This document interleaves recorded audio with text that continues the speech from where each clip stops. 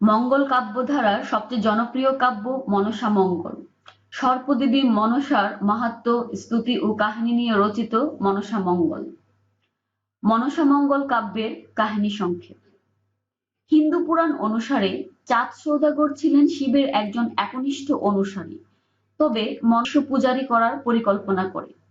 মনসা তার সকল কলা কৌশল অবলম্বন করে চাঁদ সওদাগরের মত বদলানোর চেষ্টা করলেও চাঁদ সওদাগর শিবের কাছ থেকে দীক্ষা পাওয়ার মন্ত্র ও বেদ বাক্য দিয়ে নিজেকে রক্ষা করে। একসময় মনসা দেবী চাঁদ সওদাগরের কাছে সুন্দরী নারীর বেশে হাজির হলে চাঁদ সওদাগর তাকে তার গোপন কথা জানিয়ে ফেলে। ফলে চাঁদ সওদাগর তার বেদ বাক্যের ফলে প্রাপ্ত অলৌকিক ক্ষমতা হারিয়ে ফেলে। চাঁদ এরপর শঙ্করের সাহায্য গ্রহণ করে, আর শঙ্করকে হত্যা করে চাঁদ সওদাগরকে পুনরায় অসহায় করে ফেলে মনসা দেবী। এরপর চাঁদ সওদাগর মনসার পূজা করতে অস্বীকৃতি জানালে মনসা সাপ পাঠিয়ে তার 6 সন্তানকে হত্যা করে। ফলে চাঁদ সওদাগর হতাশ হয়ে তার ব্যবসা করার আগ্রহ হারিয়ে ফেলে। প্রতিকূল পরিস্থিতি সত্ত্বেও চাঁদ ব্যবসার উদ্দেশ্যে আবার সমুদ্র যাত্রা করে। একটি সফল ব্যবসায়িক অভিযানের পর জাহাজ ভর্তি সম্পদ নিয়ে চাঁদ ঘরে ফেরার জন্য যাত্রা শুরু করে। মনসা একটি ঝড় উৎপন্ন করে, এরপর চাঁদ সওদাগরের জাহাজ ডুবে যায় এবং মনসা তাকে একটি দ্বীপে নিয়ে আসে। এই দ্বীপে চাঁদ তার পুরনো বন্ধু চন্দ্রকেতুর দেখা পায়। চন্দ্রকেতু চাঁদ সওদাগরকে মনসার অনুসারী করার আপ্রাণ চেষ্টা করলেও সে দৃঢ়ভাবে তা প্রত্যাখ্যান করে।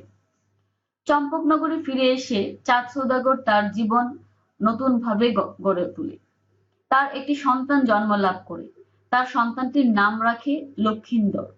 কাছাকাছি সময়ে সাহার স্ত্রী একটি কন্যা সন্তানের জন্ম দেয়, যার নাম রাখা হয় বেহুলা।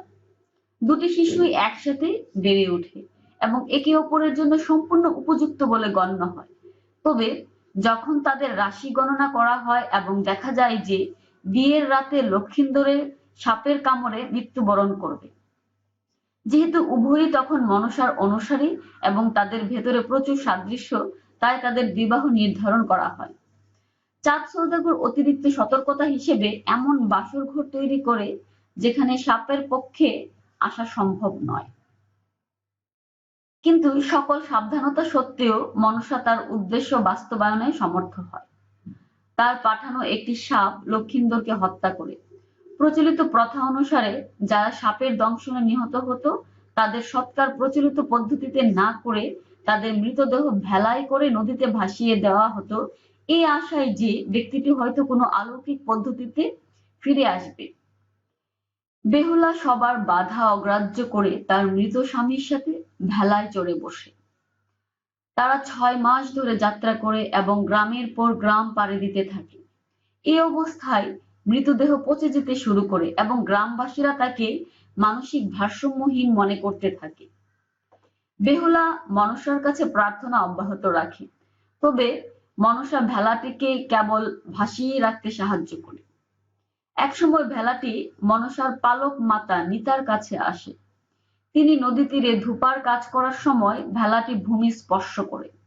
তিনি মনসার কাছে বেহুলার নিরবিচ্ছিন্ন প্রার্থনা দেখে বেহুলাকে তার কাছে নিয়ে যাওয়ার সিদ্ধান্ত নেন। তিনি তার ঐশ্বরিক ক্ষমতা বলে চোখের পলকে বেহুলা ও মৃত লক্ষিন্দরকে স্বর্গে পৌঁছে দেন। মনসা বলে, তুমি লক্ষিন্দরকে ফিরে পাওয়ার যোগ্য, কিন্তু এটি কেবল সম্ভব হবে যদি তুমি তোমার শ্বশুর অর্থাৎ চাঁদ সওদাগরকে আমার পূজারি করতে পারো। আমি পারবো, বেহুলা জবাব দেয় এবং সেই সাথেই তার স্বামীর মৃতদেহে জীবন ফিরে আসতে শুরু করে।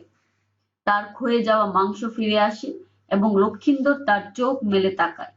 এরপর লক্ষিন্দর বেহুলার দিকে তাকিয়ে হাসে। তাদের পথ প্রদর্শক নিতাকে নিয়ে তারা পৃথিবীতে ফিরে আসে। বেহুলা তার শাশুড়ির কাছে সবকিছু খুলে বলে। তিনি চাঁদ সওদাগরের কাছে গিয়ে তাকে এই সম্পর্কে অবহিত করেন। চাঁদ সওদাগর আর মনসাকে না বলতে পারেনি।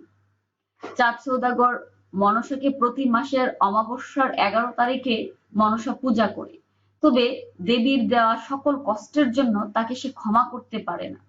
সে তার প্রতিকৃতি থেকে মুখ সরিয়ে বাম হাতে তাকে ফুল প্রদান করে, তবে সেই জন্য মনসা তার উপর আর কোনো আক্রোশ রাখে না। তখন থেকে চাঁদ সওদাগর ও তার পরিবার সুখী ও সমৃদ্ধিতে বসবাস করতে থাকে। চাঁদ সওদাগরের মর্যাদা ও সম্মান পুনঃপ্রতিষ্ঠিত হয় এবং মনসাকে পূজা করা সাধারণভাবে গ্রহণযোগ্য ও সম্মানীয় বলে বিবেচিত হয়।